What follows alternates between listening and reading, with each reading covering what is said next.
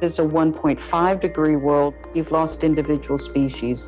3 degrees, you've now lost whole systems, whole islands, whole mountaintops.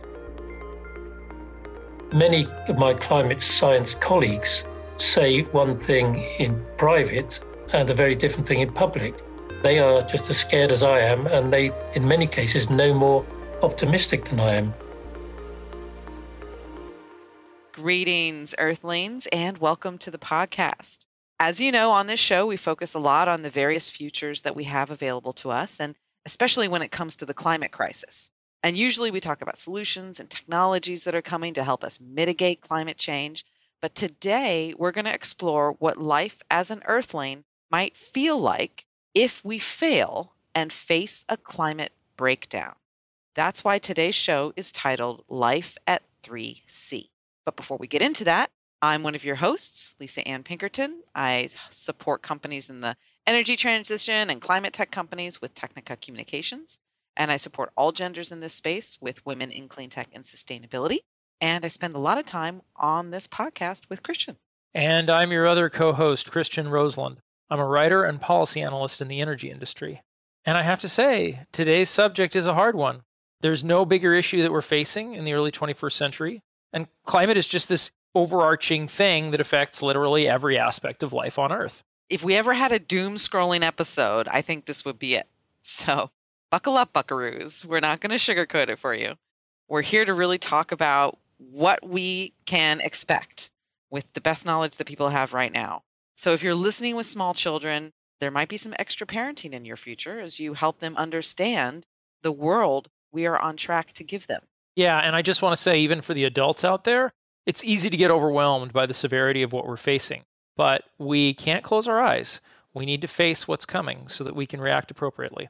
And that overwhelm is probably one of the reasons why we really haven't acted as a society as much as the science would indicate that we ought to. So we're going to take a look at what a 3C temperature rise means. And we chose 3C because according to the latest reports by the IPCC, that's the Intergovernmental Panel on Climate Change, with the current pledges that all countries have made to mitigate climate change, we are currently on track for a 2.8C level of warming. That's not the 1.5C that many countries have pledged to with the Paris Agreement. 2.8C is if these countries are successful in achieving their climate pledges. United States. Yes. Like stopping the climate breakdown is like the ultimate group project. And we all know how those worked out at university. 2 students doing the bulk of the work for the whole group. Yes. Thank you, Denmark and Costa Rica. Oh, in Germany. Thank you. Yes. The United Kingdom as well. Norway, Sweden, Uruguay, Morocco. Like these are countries that are out in front, right? But we need all the countries out in front. And we need them doing more than just what's going to keep us at 2.8C. And if you look at like the Climate Change Performance Index, the United States is in 52nd place as of 2023. So yeah, this is one set of metrics about how badly this group project is going. And let's be clear, we've already fallen behind. We're already trying to play catch up. Yeah, and so that fall behind is we're at 1.1 degrees of warming right now. And already we're seeing extreme weather events, and the global south countries are really having to adjust to this new normal. And the IPCC says there's no credible pathway, quote unquote, to limiting the increase to 1.5. Yeah, I still think that there's a valid argument not to give up and go to 2. I still think there's a valid argument to try to shoot for 1.5C because every degree and every fraction of a degree counts. Lives are literally on the line. And my imperfect understanding, I am not a climate scientist, but my understanding is that what puts 1.5C out of reach isn't the emissions that are already in the atmosphere, but what we almost certainly will emit during this decade. Basically, our inability to reduce emissions fast enough. Yes, and that's basically within 7 years is the time frame that we have if we really want to mitigate the worst effects. Right. According to the previous IPCC report, the special report on 1.5C in 2018, if we don't cut global emissions in half by 2030, we actually do lose the window. And to get started on this journey, we spoke to one of those rare scientists who's willing to be more outspoken about this more than his colleagues, sometimes out of legitimate fears for their careers, even though it's what the scientific data is clearly telling us. Professor Bill Mcguire. I'm Professor Emeritus of Geophysical and Climate Hazards at University College London. I was a contributor to the IPCC report on extreme events in 2012, and I'm the author of a new book called Hothouse Earth, An Inhabitant's Guide. Well, I wrote this book in the follow-up to the COP26 climate conference at Glasgow, because all the talk there was of keeping the 1.5 degrees centigrade climate change guardrail alive, when it was clearly obvious that it's dead in the water. And that's really what the whole point of the book is, to say we are going to face difficult times and we need to adapt to those at the same time as continuing to take action. So you talk about the physical phenomena of climate breakdown in your book, saying that there's no chance of dodging a grim future of perilous, all-pervasive climate breakdown. In broad strokes, what does that mean for the future of life on this planet? Well, it's pretty grim, to be honest. Over the last maybe 10 years or so, the rise of 1.5 degrees centigrade above pre-industrial times has been equated to the arrival of dangerous, all-pervasive climate change, which will affect everyone and have a massive impact on society and economy. We're in a position now where, in order to stay this side of that temperature, we need emissions to fall 45% in something a little over 90 months by 2030, which is just not going to happen. So we have to face the fact now that we will face very difficult conditions in terms of not only the physical impacts of climate breakdown, but also its effect as what I call a threat multiplier. In other words, how it will make things like famine and war and civil strife and health much, much worse than it is now. So even at 1.5 degrees or slightly above, we're going to be living in a completely different world. And of course, if we continue to take no action, then we're heading up to 2 degrees, 3 degrees, possibly even more. And you're then looking at an existential threat to our civilization, possibly even the human race itself. And most people are not prepared to hear that statement, that we're going to 3C, 4, maybe worse. When you think about how that might show up on the planet, what do you think someone's average day might look like? That's incredibly difficult to predict, because the onset of climate breakdown and extreme weather in particular is happening so fast now. And I'll give you one statistic which was in the book for 2050, and that is that we'll need 50% more food for the growing population, but crop yields could be down by as much as 30%. Now that on average translates into the amount of food we have available per person being cut in half. Now imagine the sort of world where that's the case. It would be a world of societal and economic breakdown and complete chaos. That is 28 years into the future. So it's not necessarily the number of heat waves or floods or whatever, which we will get as well, but it's the general impact on society of a world where crops simply won't grow as they need to feed us all. I really appreciate that tangible detail of, okay, this means not enough to eat. And I think that that's something that makes your book really different from the others that I've read, in that it describes in concrete terms what it will be like to live on a warming planet. Let's go on a little bit more about some of the physical manifestations. You talk about heat waves, flooding, droughts, storms that we're increasingly facing. And when I read what you had to say about the heat waves, I mean, when you reach wet bulb temperatures above what the human body can handle, people are going to die.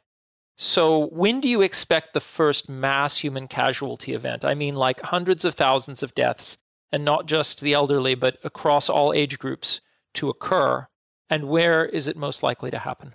Yeah, well, I think humid heat waves are one of the scariest things that climate breakdown is going to bring.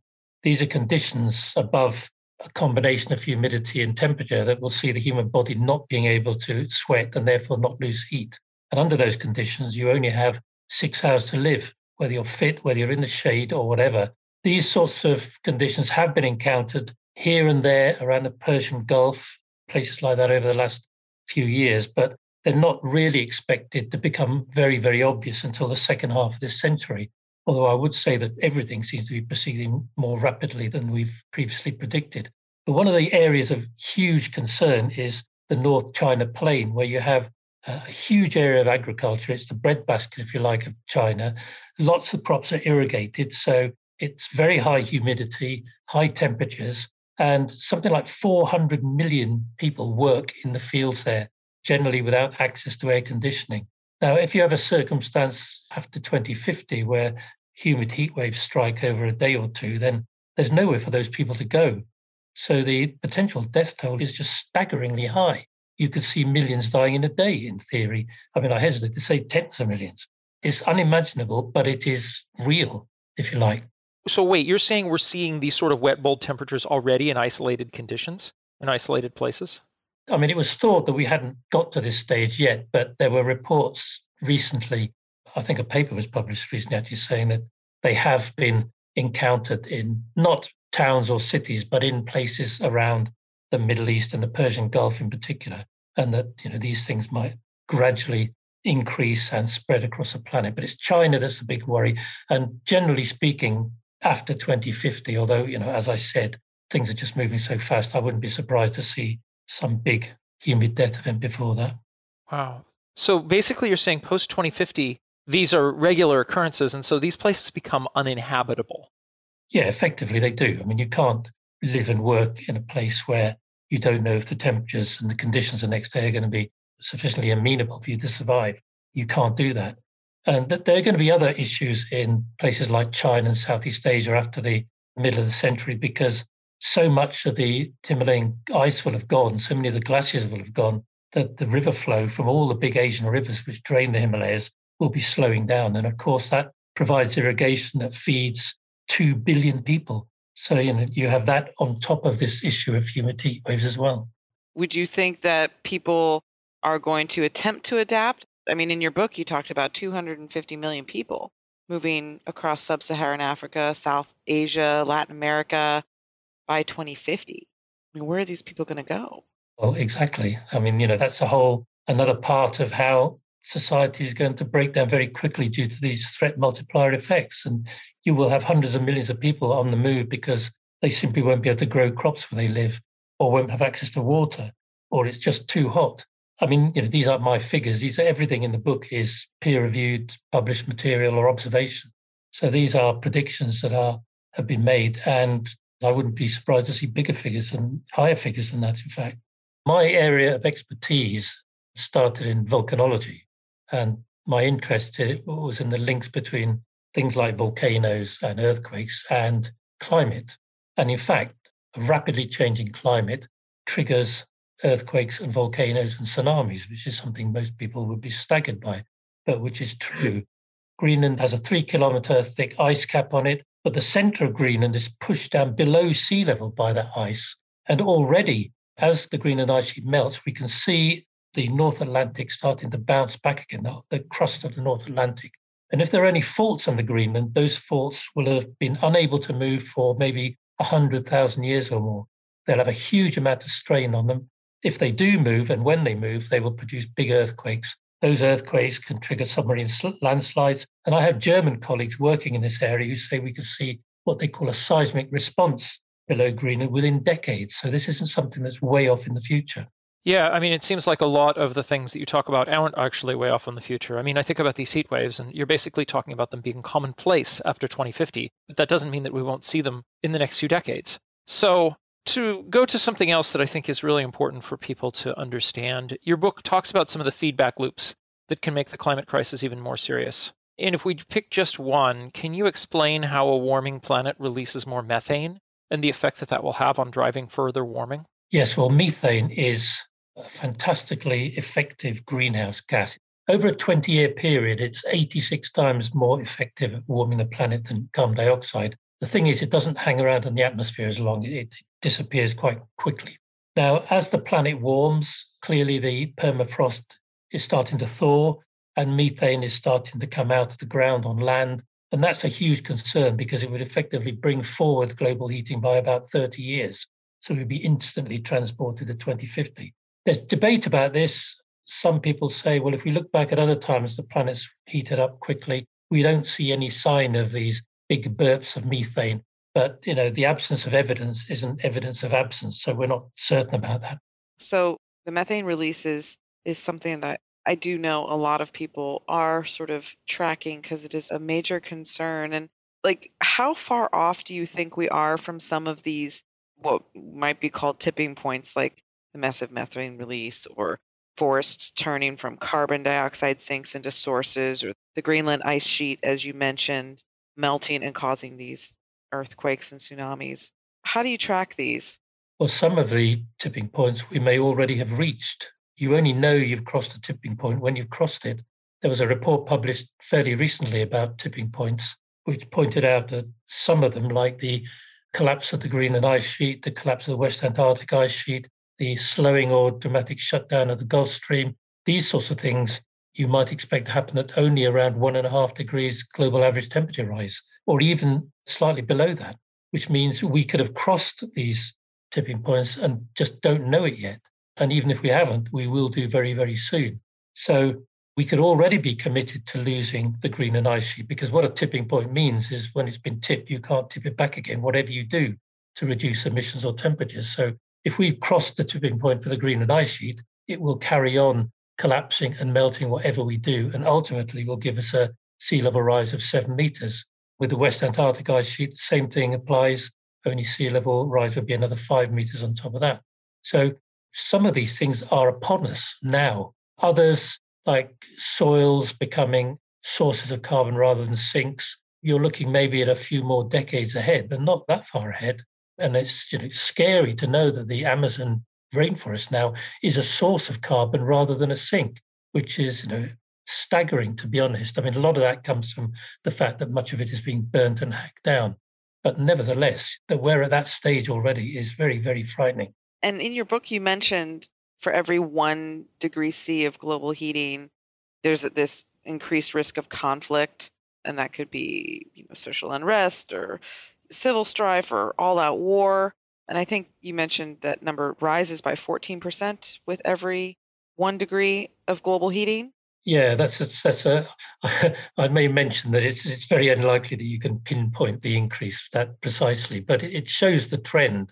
In terms of conflict, we can already see where those areas are going to be. I mean, there's huge interest from the Arctic nations, United States, Canada, Russia, etc., in terms of trade routes across the North Pole as the sea ice melts, metal deposits, oil and gas, etc.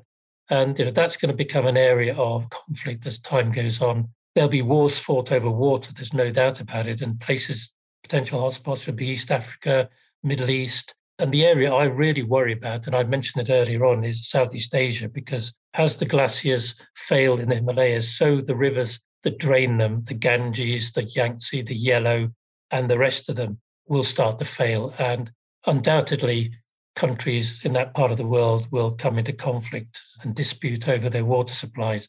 And of course, you're dealing with 3 big nations there, Pakistan, India, and China, who are all nuclear powers. So that doesn't really bode particularly well for the future.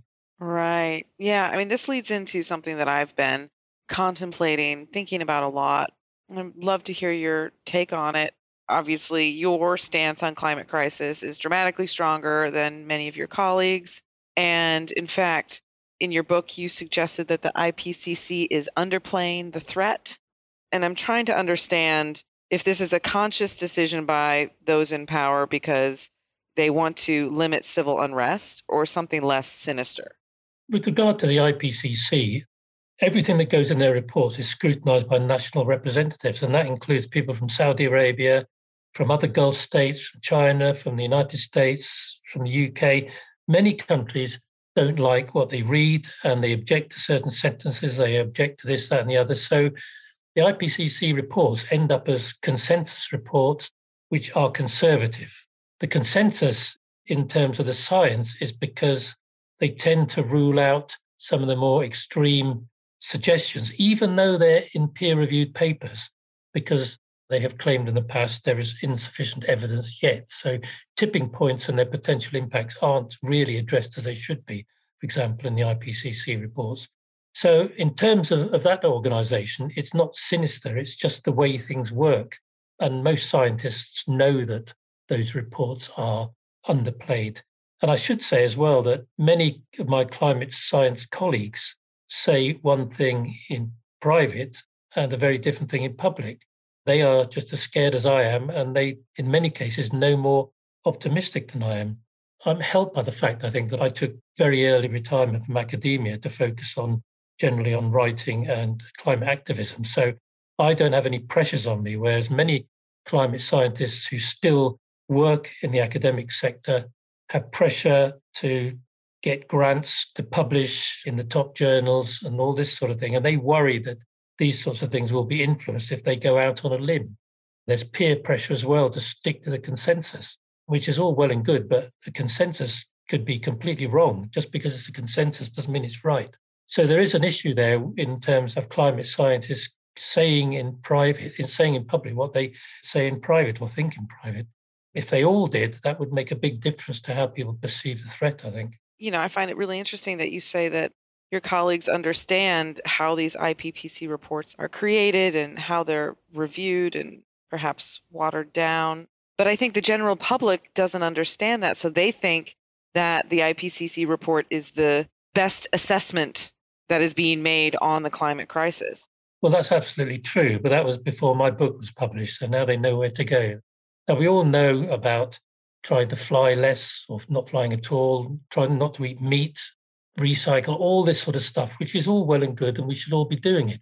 But the emphasis has to be on electing into power, and that's at every level from the local council upwards to national governments, people who understand what global heating and climate breakdown is all about and actually act on it, not just talk about it. That's absolutely critical. And one of the ways of doing that is to get out there and be active, work for organisations who, in the UK, certainly Extinction Rebellion, Just Stop Oil and other organisations we have, get out and work with them, do something active that will get governments to at least notice that the threat is there and think about doing something about them. I've had lots of people say to me, well, I recycle and I don't eat meat and that, but I feel lost. I don't feel what I can do. And I say, become an activist, get out there and do something. You don't have to glue yourself to anything or whatever. You can do other work, but do it. It'll make you feel a lot less depressed and more positive. And the other thing about activism in general is that it has had a massive role in pushing up climate breakdown and global heating up the agenda. I mean, Extinction Rebellion has had a massive impact in the UK in terms of people's perceptions of the threat. So, they do a huge amount, and people involved in them feel a lot better and a lot more positive about the future, even if it is grim. I mean, yeah, certainly there's been a lot accomplished over the centuries when humans practice civil unrest, nonviolent, or I guess in some cases violent, depending on what portion of history you're looking at. I wonder, what do you think might finally cause society to mobilize in large numbers, similar to what we may have seen in the United States with the protests against Vietnam or the civil rights movement, these types of massive social change moments in history? Well, I think it's linked to an answer I gave earlier about not seeing real action from governments until things get bad enough for them to find it impossible to ignore. And I think extreme weather is the key, because that's what will have the big impacts on food supply and water availability. And I think when people in developed countries, rather, like the US, like the UK, like Europe, when they find it difficult to find food or find the food they want at the time they want, I think it'll become much more apparent then that things are beginning to fail. I think it's unlikely to be specific extreme weather events. It's going to be the obvious fraying of society at the edges and the fact that it's beginning to collapse. I think then people will be out on the streets pushing for change. And then by then, do you think it might be too late?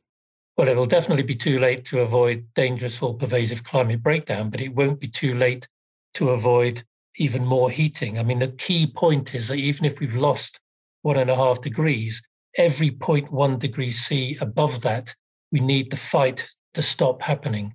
So the sooner we realize the scale of our predicament and the depth of where we are, then the sooner we can start doing that. Well, that's a heavy dose of reality for you. Oh, gosh. That's just... Extreme humid heat waves becoming more prevalent and lasting longer, food and water shortages, and that's just the beginning. My gosh, I feel very overwhelmed already. For those of you who would like more information on what Professor Mcguire is predicting here, Hothouse Earth, an Inhabitant's Guide, is the book that he most recently wrote, and we'll put that in the show notes. Oh, Christian, so thinking about all of this and how scary the climate crisis could be reminds me of how, when you're looking up at the night sky and you can see all the stars in the Milky Way, and it's just almost overwhelming, the vastness of the universe. I kind of feel like that's how I feel about the climate crisis often. It's so intangible. So let's break it down. Dangerously high wet bulb temperatures, when they're commonplace, let's talk about what that might be like. Sure. So it's too hot to go outside. And if you're inside, you will need air conditioning. And for places that don't have air conditioning, or places that do, but where the local grids can't handle the strain, people of all ages, including healthy people, could die in large numbers. Incidentally, the first chapter of the book Ministry for the Future by Kim Stanley Robinson lays out what this will look like in gory detail. This is considered climate fiction, but I don't consider it science fiction. Scientists like Professor Mcguire expect this to happen in the next few decades, so you could call it science fact. And if you haven't read this and you want to get a healthy dose of reality, I recommend that you read it. I agree. Thank you. We'll also put that in the show notes as well. When I read it, it took me 2 sittings to get through that first chapter because it was like reading a horror novel. But, once I got through it, I did find it to be a very enjoyable read. There was some enlightening stuff in there that I definitely think people would gain benefit from. Yeah, I made the mistake of reading it during a minor heat wave. Don't do that. Don't do that. Yeah, so this chapter basically describes a situation where the city in India is in a heat wave, and there's a group of people who are trying to stay safe, and they lose their access to air conditioning. When heat waves like this become more commonplace, people are just going to move en masse, which means climate migrants, because if it's too hot to live where you are, anyone, who can and in the right mind is going to leave. Yep, absolutely. And for those people who are left, they're going to spend the majority of their time indoors during these massive heat waves. And it sounds like as time progresses, and if the climate crisis moves very quickly, then the heat waves might last longer and longer. So I would anticipate that life could feel like similar to how people spend a lot of time indoors during the winter in the global north, right? So I can see how a lot of summer activities that are traditionally outside are going to get moved indoors or they'll be scrapped. In Kuwait, we're already seeing this. Just even like small stuff like people saying they have to walk their dogs before the sun comes up because the dogs can't walk on the pavement. It's too hot. Yeah. And laborers shifting to working at night. We're already seeing that in some places. We can expect that to become more commonplace. Perhaps buildings will be redesigned, fewer windows, fewer glass facades. I would expect higher efficiency buildings overall. And also any new AC technologies are going to be ones that are going to be incredibly efficient so that you're not stressing the grid. Yeah, where that can be done. I also expect more partially or fully underground construction. But that's going to take time. Yeah. It's going to take time to build those buildings, and people are going to be stuck in the buildings that they have. Yeah. Or like Earth ships, like in Taos, New Mexico, those are built partially underground. They're built using the Earth, so they're cooler. That could be interesting. But speaking of space exploration, I think someone's going to invent an environmental suit for people on Earth to wear to stay cool. Something like firefighters use, but maybe a little more maneuverable. But as you say, Christian, I think the easiest thing for people to do is to migrate to other locations. And Bill said by 2050, nearly half the world may live in areas that have dangerous levels of heat for at least a month. And that includes Miami, Lagos, Shanghai. Yeah, and, those are huge cities. And those are cities where there's a lot of people who aren't going to have the money to access some sort of high-tech solution. Mm-hmm. And speaking of Miami, it's going underwater. You can basically expect a future of more and more frequent flooding until it goes underwater entirely. Mm-hmm. Because at this point, sea level rise is baked in, and it's just a matter of time. Mm-hmm. And what Bill was saying is that the speculation is it could be as high as 20 meters. But if he's right in saying that we may have already crossed the tipping point for the Greenland ice sheet, that's 7 meters. And then the West Antarctic ice sheet would be another 5 meters. So we might already have 12 meters baked in, and that's 40 feet for you Americans. What are cities going to do? Are they just going to turn into a new Venice? Yeah, I think some cities are going to build seawalls, but I expect those cities that are able to raise the money to do that and, get that together, those are going to be the more affluent cities. I expect Manhattan to build a seawall, but I don't know about Miami. Mm-hmm. And the Florida Keys, even at 5 feet, that's gone. Yeah, New Orleans becomes almost an island at that level, surrounded by the new levee walls, but everything around it will be underwater except the elevated roadways coming in. Mm-hmm. And maybe people will abandon the first few stories of a building to the water, but I think it's unclear that these buildings are going to maintain any structural integrity being surrounded by seawater. Yeah, that's already a problem because we have buildings already collapsing in Miami because of the intrusion of salt water and what that does to concrete. So not looking good. Promising there. Not looking good. I mean, I know people in Miami love their boats, so they might be happy to get around the town on boats instead of their cars, but your beach vacations are going to be gone, right? Those beaches formed over millennia, and they're going to be covered in water. So there's all your tourism dollars. Yeah, and hopefully these sea levels will rise slowly enough that cities can adapt. And since this is something that we're talking about taking place over a slower time frame than some of the other threats, I'm more concerned about what Bill said about food and water shortages. Some of that coming from lower crop yields, and particularly the increase in diseases and pests that we can expect in a warming planet. Because when the natural systems that we depend on begin to fail, that's when we face a climate breakdown. Mm-hmm. Absolutely. And it's a great segue into our next guest, Christian. Thank you for that. We spoke to someone who's got a better handle on how all this is going to play out related to ecosystem effects. And she's someone who's participated in several reports for the Intergovernmental Panel on Climate Change. I'm Camille Paramsean, and I have 3 affiliations, but I'm based primarily in France with CNRS. It's the National Center for Scientific Research. I'm a professor of climate change biology.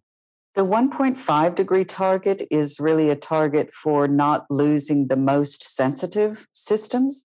And as you get beyond 2 degrees, up to 3 degrees and 4 degrees warming, we're starting to get to the point of the losses that are being expected will then become sufficient enough that whole ecosystems will start losing their integrity and start losing their ability to function.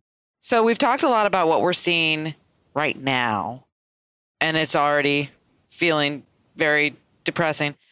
When we look at a 3C global rise in temperature, it's going to look very different. And from an ecological standpoint, what do you think some of the most obvious things people might experience? Can you paint a picture for us? Can you teleport us into this possible future? Well, with the 3C future, we're really seeing whole ecosystems fundamentally shifting to be new systems.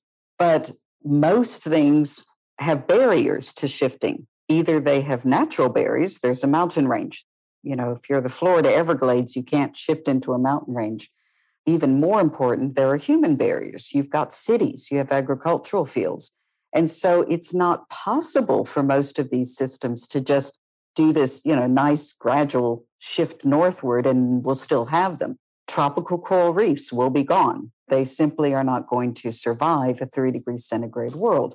And once the reef goes, then of course you have this whole thousands and thousands of other species that are using the reef as the habitat, the urchins, the fish, the octopus, all this other wildlife that relies on that reef structure will not have a home. And so this loss of whole systems, it's difficult to predict exactly when it will happen. There's the direct effects of these species die off. Let's talk about what that means for human beings living on Earth. What does it mean when ecosystem services fail? So as a conservation biologist, I'm of course very upset to lose any species, right? And so just thinking of the number of species that will go extinct at 3 degrees is something that I find personally very distressing. But in pulling together this report, what we pulled together were a series of shifts in the ecological processes happening worldwide, a whole series of shifts that when you put them all together are driving a reduction of the ability of life on Earth, largely plant life, to suck up carbon. And in some cases, we're seeing systems that were really healthy carbon sinks. Also, because you have the massive tree deaths, then you've got more fuel for the fires as you're getting an increase in fire weather. that's sparking these enormous burns of those forests, which again releases all that carbon back up into the atmosphere. And the same thing's happening in the ocean. The ability of the ocean to suck up carbon, it's getting near saturation point.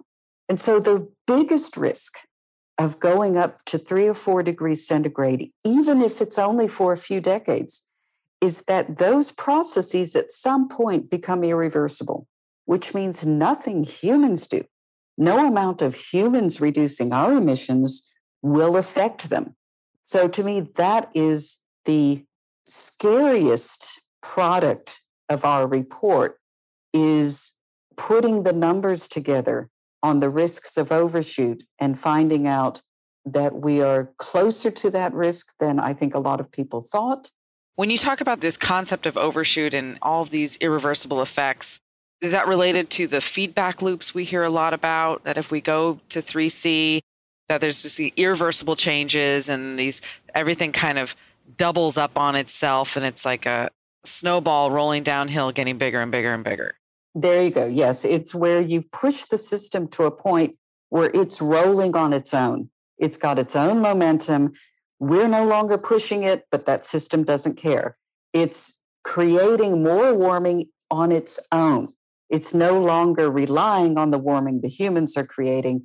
It's doing it itself. And eventually it would stabilize, but we're talking hundreds of thousands of years.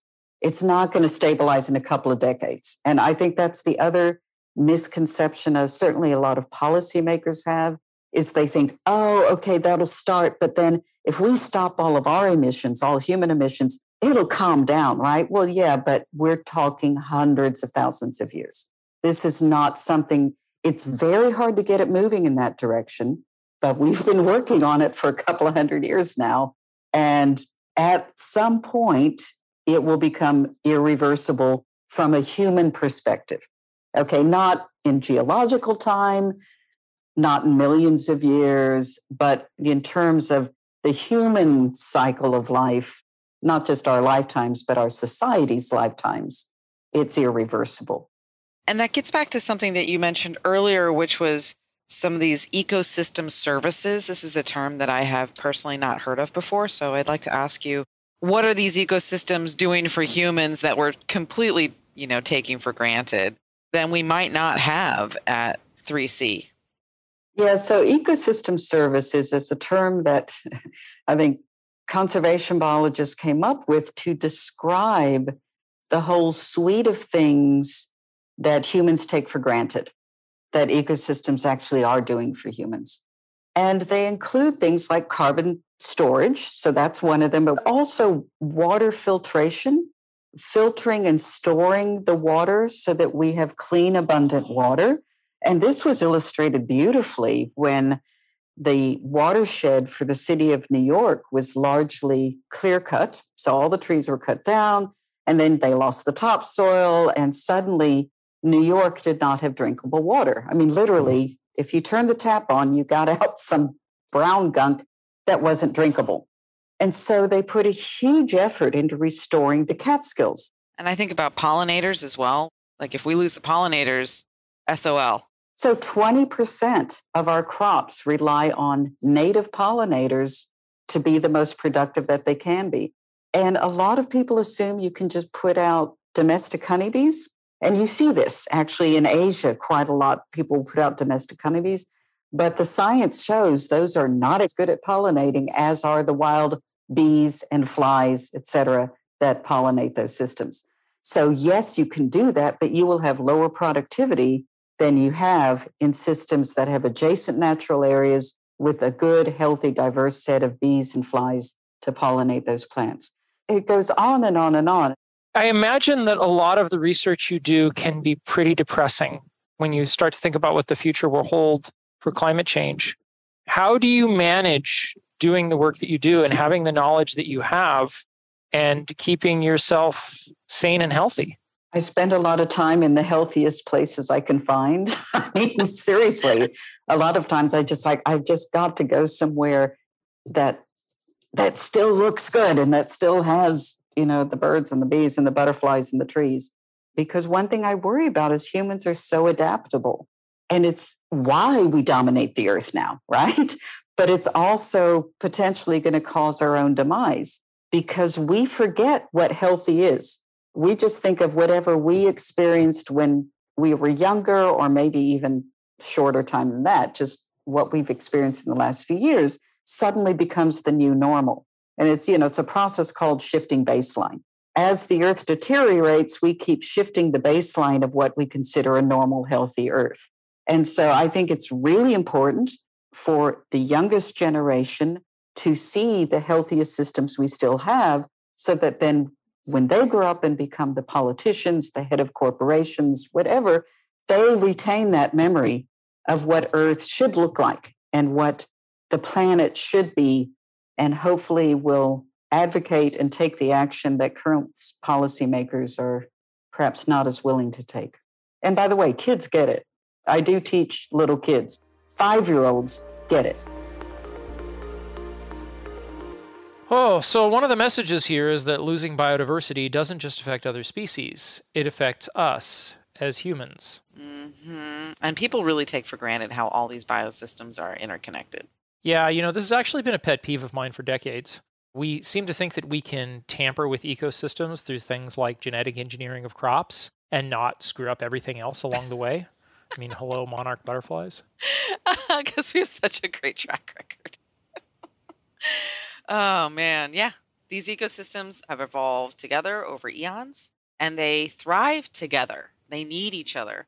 And we're only at 1.1C, and these extinction events are already mounting. Yeah, and actually, in some ways, they predate the climate crisis. There's a really great book on this subject. Another book plug, I got to do it. Elizabeth Colbert's Sixth Mass Extinction. Mind-blowing book. Highly recommend it if you haven't read it. Mm-hmm. Thank you. Yep. I like how you're coming up with all these books for us. We're going to turn our listeners into readers, or they can listen to the audiobooks too, I guess. When I was doing some research on the sixth mass extinction, some studies were saying within 300 years, 75% of Earth's species could vanish. But, 300 years, it's a long way away. If we just look at the next 50 years, they expect 10% to be extinct. And by 2021, which is only basically 80 years from now, 27%. And, what happens when nature begins to severely struggle with climate change? Well, I think that things will adapt where they can, and they will collapse where they can't. Animals can migrate, plants can't move as fast. And I'd like to think that there would be a movement to protect these vulnerable environments. And I assume for some species, we may have to protect them by keeping them in captivity. And, also to remember, these natural systems are how we get our food, and in many cases, clean water. Mm-hmm. Right. So what does that mean? More renewable energy powered desalination units around the world? But then again, we're going to need more zero carbon energy to do that, plus power all the electric vehicles and everything else we want to do to reduce the carbon we're putting out. So these clean and stable grids are going to have to be ramped up quickly. Yeah. And let's talk about drinking water, because this is a big one. You find out really quickly in a disaster area how important water is. For me, this was in post-Katrina New Orleans. Fresh water is more important than anything. Mm-hmm. You heard all these stories about looters, but when I looked into it and talked to people, I found out that in many cases, people were looting grocery stores for bottled water. I mean, yeah, some people were stealing jewelry, but people needed water because there was water everywhere, but you couldn't drink it. Water everywhere and not a drop to drink. That's really scary, especially when you think about, like, the UN anticipates by 2025, 2/3 of the global population will live in water scarce areas.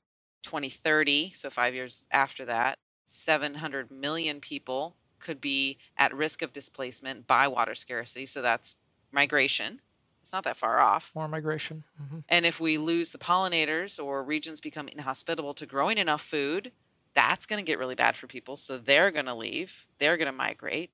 And if you consider all of this being food and water becoming very scarce, social unrest and resource wars could follow.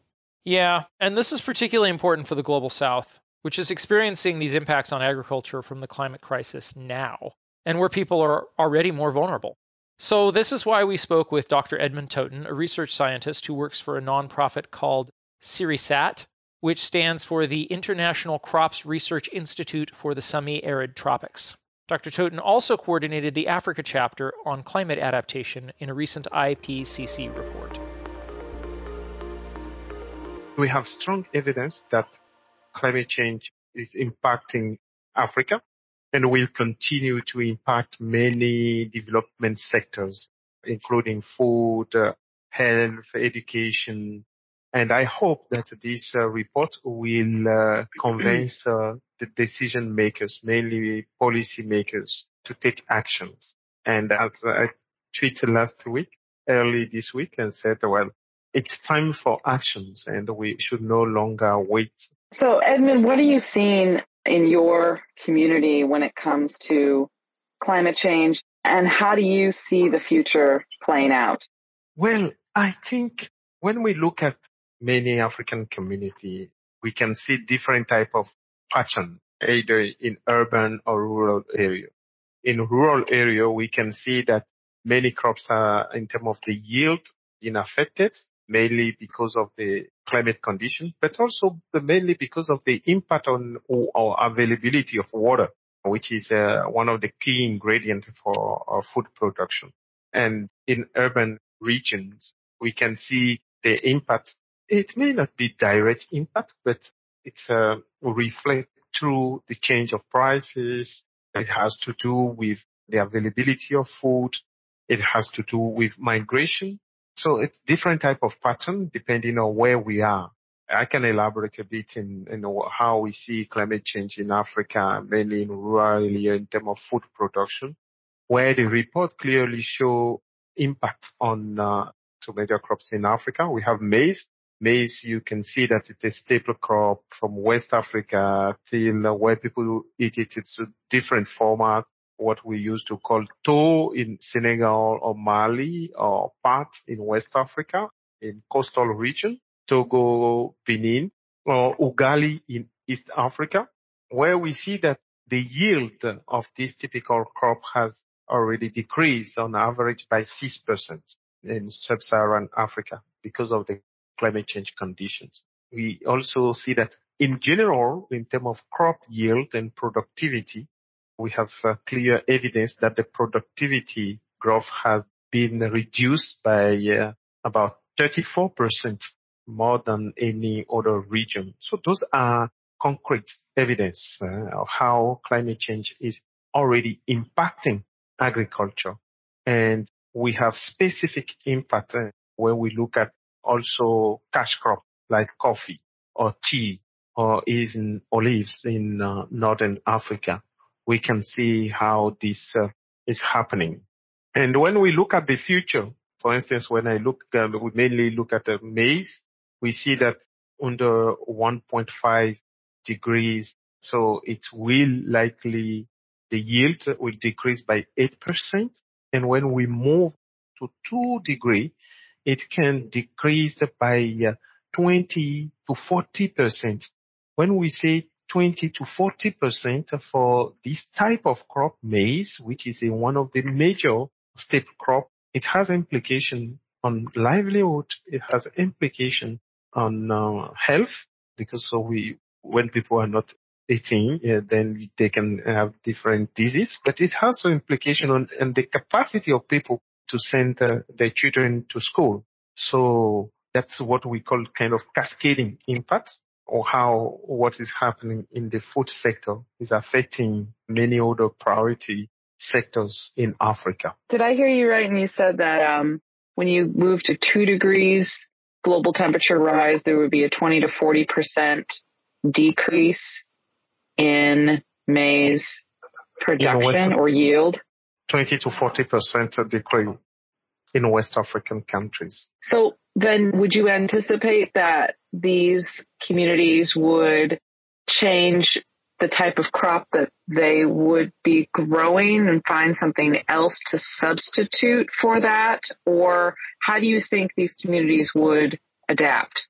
We cannot predict it for sure, but they can shift to other crops more resilient. We have, for instance, sorghum and millet, which yield could also change, but not sure, but they are more resilient than maize. They could also move into something else, try to find other activity outside of agriculture, which is quite complex. That's where, for instance, it comes on the migrations. And this is something that in the Africa chapter.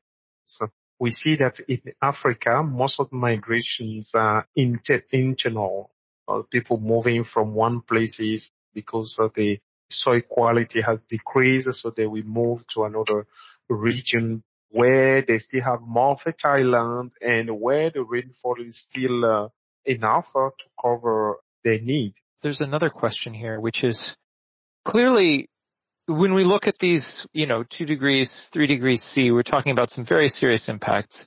Clearly, while there are different strategies that can be taken for adaptation, that it gets harder. The challenge in Africa, we are combining climate challenges, but we are combining it with increased population in Africa. We are combining it with urbanizations, which put a lot of pressure on production resources, mainly land and water. So the challenge is how can we use small piece of land to produce enough food for our growing population? It has to do with how we use technologies. But it's not only about technologies, but how we create conditions for those technologies to be widely used. That's where we call for policy support and create a condition for, we refer to irrigation, small scale irrigation systems. But if we don't consider this carefully, it can also lead to maladaptations in terms of water depletion. So that's why we really stress on small scale irrigations. That's how the government can create financial conditions for people, small loan, small credit for farmers to get access to those technologies. It also has to do with the breeding. And I think across the world, breeders are doing a great job to find the most accurate type of varieties that cope with many challenges, water stress, global warming, temperature rise. So the breeding is something that is very important and critical for the future of agriculture and the future of the food production in Africa. The takeaway from Dr. Totin, what I'm hearing is that even at 1.1 degrees C of global temperature rise, farmers are already adapting. And even if they switch to certain grains, water is still going to be a real concern. And on top of that, Africa's population is only going to continue to grow. Yeah, I feel like what we're seeing now in the global south, this need for adaptation and these circumstances that in some cases can't be adapted to, this is what we're going to see in the global north only later. The global south is just in a position to see all of this sooner and worse. And they may not be in the same economic situation to be able to spend money to adapt to it. But I think no matter where you are, farmers are going to have to change the crop varieties that they grow. And depending on how severe things get, that could be a real challenge. And what concerns me is that generational farming really has all this embedded knowledge in it. And if farmers are changing what they're growing mid-career, then they're not going to be able to draw on that same knowledge. So again, you're going to have lower yields, and that's going to result in more food scarcity and higher food prices. Yeah, higher food prices as well as less availability. And notably, a marginal increase in the cost of grains might not even be noticed in most of the United States, where the cost of something like flour is a very minor input to our diet. But where you have people living on $2 a day, a big increase in the price of grains is a death sentence. So what does humanity do when it's more difficult to grow food? My prediction is that we're going to see more localized indoor farming, more vertical farming. And again, that's going to take more energy, and it also needs to be really efficient and more cost effective. And maybe we'll start eating more crickets. I read this article in Engadget that said per kilogram, crickets offer roughly the same amount of protein as beef. There's more micronutrients as well, especially since you're consuming the exoskeleton. Okay, get ready for crickets. In terms of space and water, livestock happens to be a very inefficient way to get calories to humans. So I think we're inevitably going to move to more efficient sources. More legumes, more crickets, more seaweed, who knows? The possibilities are endless. You already have this huge vegetarian and vegan movement that's going on in places that you might not expect it, like Germany. People are increasingly changing their diets because the emissions from cows are becoming socially unacceptable in many places. Mm-hmm. And I think there's always going to be those people that want to eat their meat. I don't know that we'll really be able to get around that. or away from that, but I do predict that the lab grown meat is going to get better and better, and the costs will come down for that.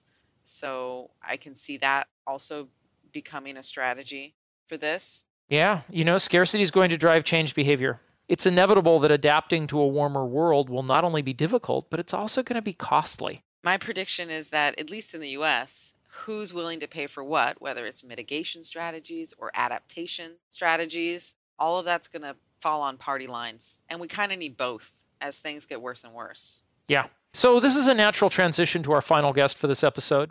He's an economist who has surveyed other economists about the costs of the climate crisis and looked at how all of this can play out. My name is Dr. Peter Howard. I'm an economics director at the Institute for Policy Integrity at New York University School of Law.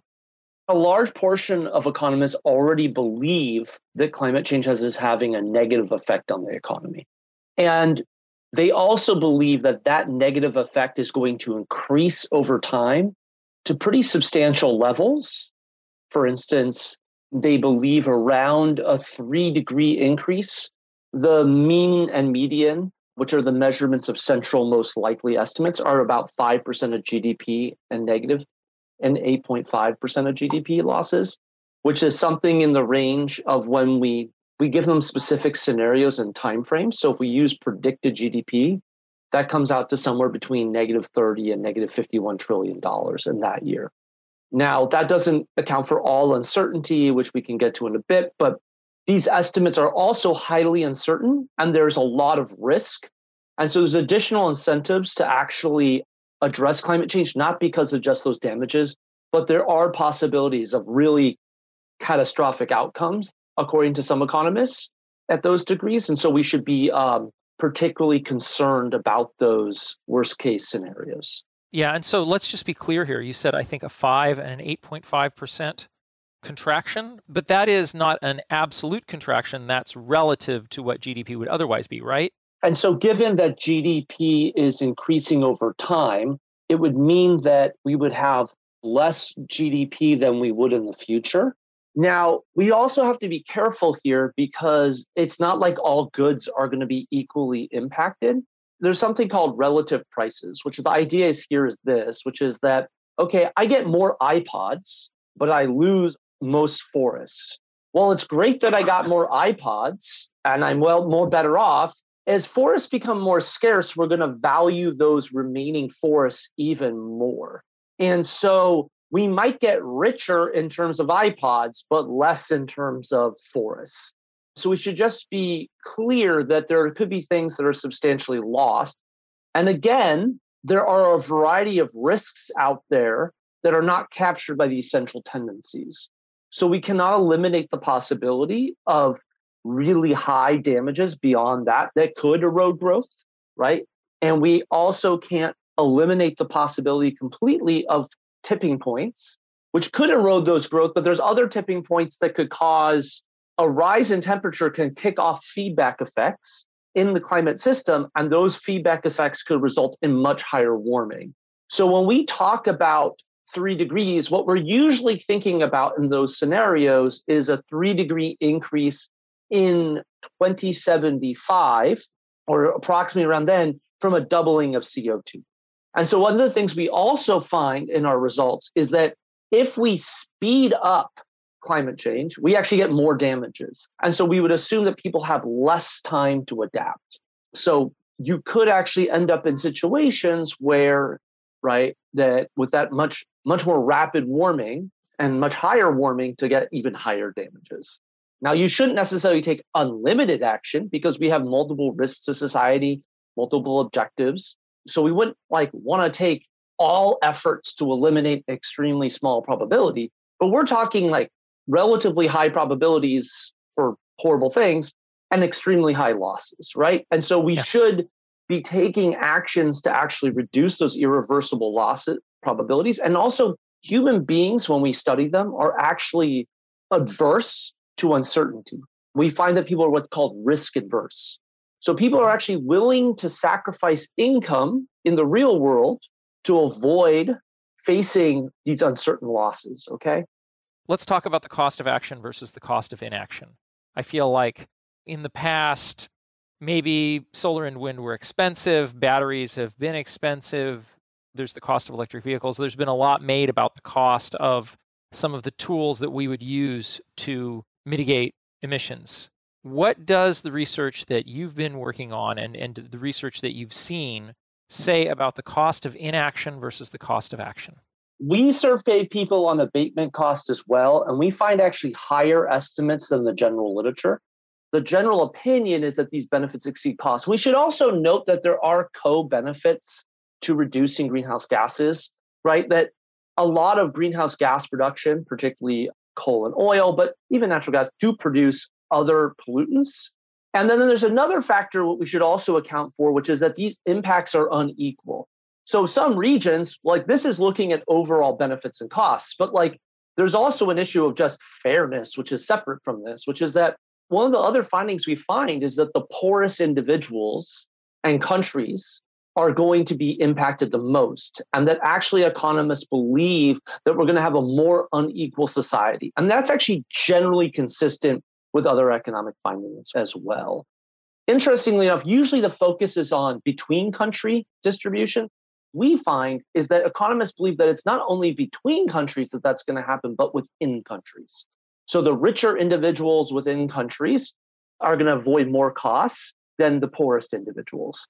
Yeah, so let's talk about this for a second. Let's talk about methodology here, because these surveys that you've looked at, they've put a number in terms of GDP on climate change at a certain temperature. And you've pointed out, given the feedback loops, we don't know how much worse this is going to get. But even when you set those aside, given that there are all of these second and third order effects, how do economists even go about quantifying a change as big as 3C? How do you deal with the margin of error?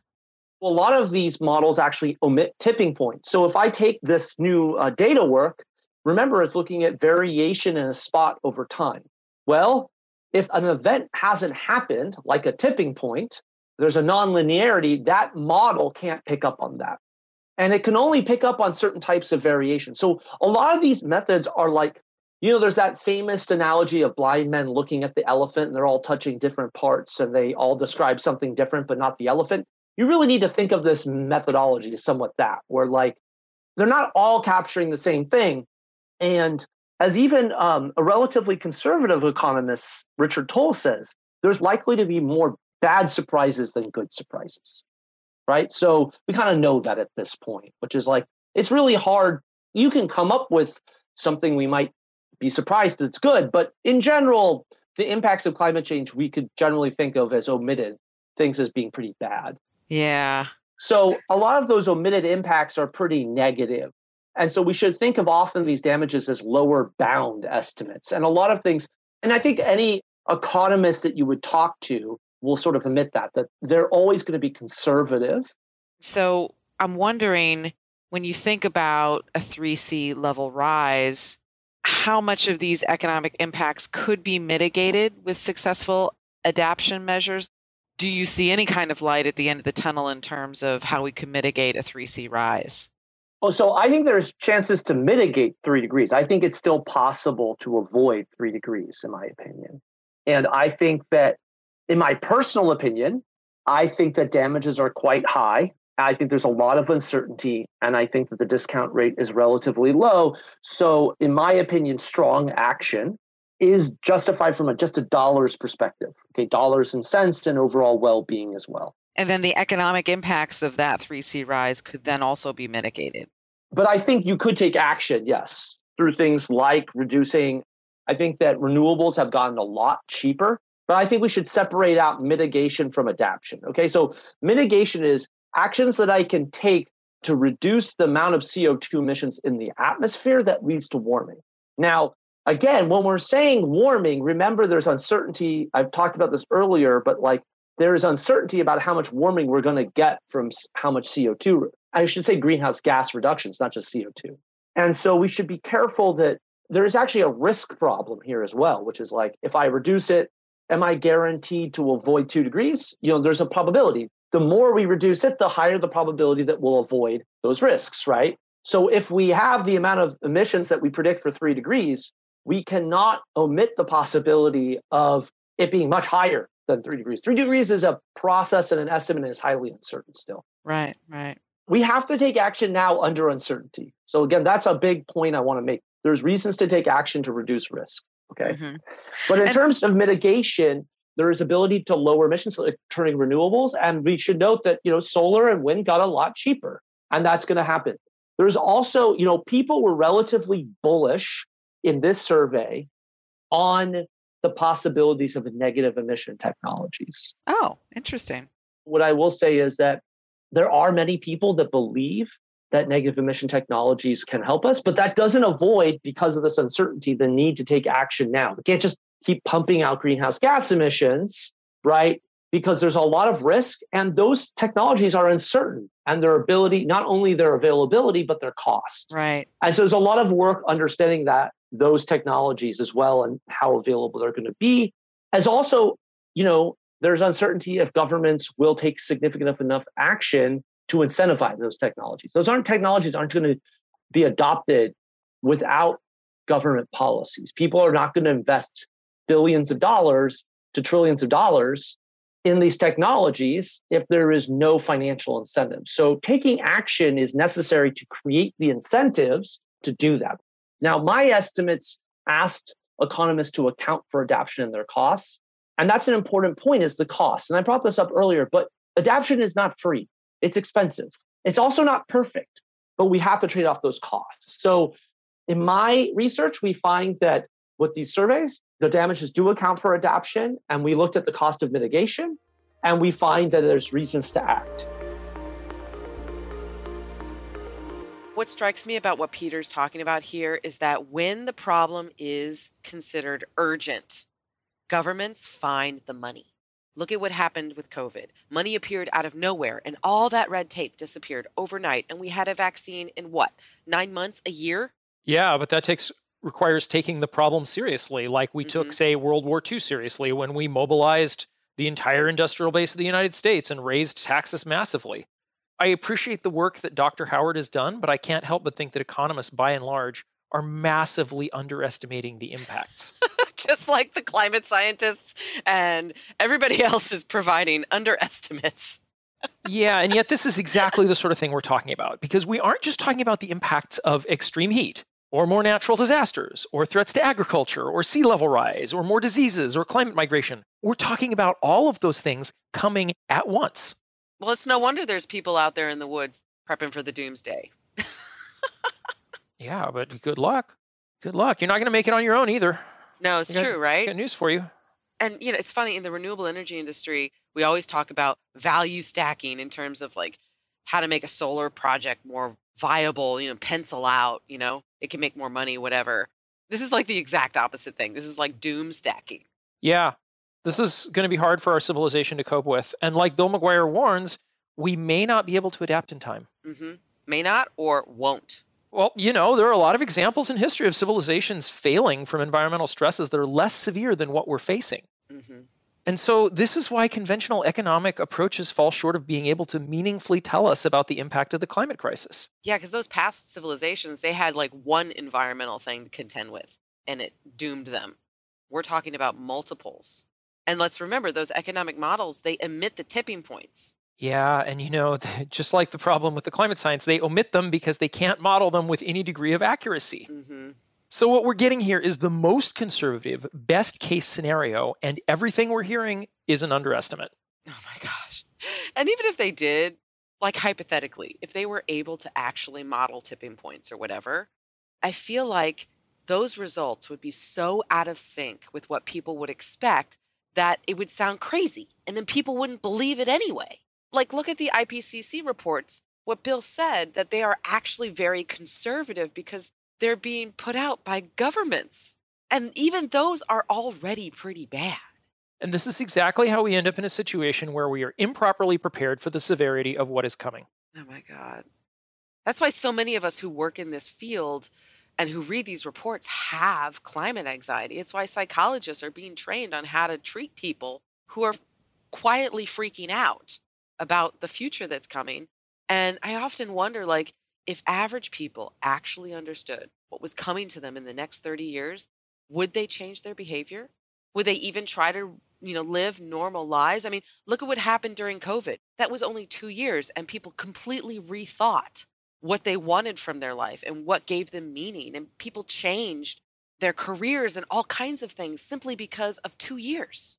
Yeah, this is all worse for the younger people for sure. And for those of us who work in fields like clean energy, proactively trying to address this crisis, everything we do can seem inadequate. Mm-hmm. And yet it is utterly essential that we do it. Absolutely. And that's the antidote for climate anxiety, is taking action, being in action, doing something, being a part of something bigger than yourself. It could be switching your career into this industry, or it could just be volunteering and being a part of groups that are active in this space. Yeah, absolutely. But I want to point out that not every action is the same. Personally, I'm not interested in what Exxon knew right now. I'm not interested in whether some public official is a climate denier or not. I'm not even interested in blocking pipelines. I am only interested in building the solutions that allow our society to durably get off of fossil fuels. And to me, everything else feels like a distraction. I totally hear where you're coming from, and I can definitely see your point. My thought about that is coming from the public relations side of things, marketing.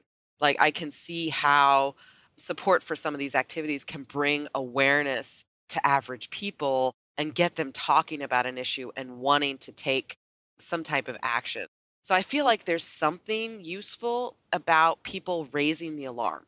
Yes, there is utility in raising the alarm, but we need more than that. Right. We already have efforts that are underway addressing this problem in actionable ways, and they need to be scaled as rapidly as possible, or we lose no matter how many alarms we sound. I absolutely agree. And that's why, we want to turn this energy around sounding the alarm into taking responsibility. I mean, imagine if everybody on the planet took responsibility for the climate crisis where they could. And I'm not talking about just recycling or using reusable bags to the grocery store or whatever. But using your influence. I would like to get to a place where in society it's so unacceptable for you not to use your influence and leverage to stop the climate crisis. That's where I want us to get. Yeah, that's what we need, is massive societal change. Oh, and in an extremely compressed timeline. By the way, 7 years. And I was thinking about this, if your doctor told you that you have stage 1 cancer, no matter what cancer it was, what would you do? You would immediately schedule an appointment to have that tumor removed. You wouldn't hesitate, right? You wouldn't wait till it's stage 4. You wouldn't say, well, let's get a second opinion. Let's just see, how quickly it grows. Yeah, well, the problem is we're way past stage 1. And here we are where we are, and it's 2023. We have 7 years to reduce emissions by 50%. Future emissions? To reduce the annual emissions, the amount that we emit every year needs to be reduced in half by 2030, which means, in the immortal words of Jigar Shah, we have to deploy, deploy, deploy. Absolutely. And the only things I have seen mobilize society that fast are war or religion or authoritarian dictatorships. Since I don't like that last suggestion, I'm just going to say that we're going to have to get religion. We're going to have to... We're going to have to come to Jesus on this one. Exactly. We're going to have to approach this as the cosmic struggle that it is. The struggle for our Earth and for our future. Help me, baby Jesus. What we're talking about is really, really daunting. And for me, it's really easy to get very, very, very depressed about it. And then I also think, well, a lot can happen in 7 years. 7 years is actually, it's a long time. There's a lot of days and a lot of hours in that time frame. And just think about what the Allies did in World War II, or going to the moon, taking humans into space. Many points in history have felt like we are up against an impossible task, but humanity achieved its goal. And I feel like we're in another place where we have an opportunity to do that. But what it requires, the Allies, the moon, what was the equation there? Alignment of society, government, and money. And everybody agreed that these tasks were worth doing and accomplishing, and we did them. And we can do it again. We're fully capable. We just get to choose to commit to deploy, deploy, deploy, and making a dramatic change in our future and cutting those emissions. Yeah, and if we can do that, we have a fighting chance. Yeah. And with that, Earthlings, we will see you again on the next turn of this beautiful blue-green space flower we call home. Thank you, Earthlings. We believe in you.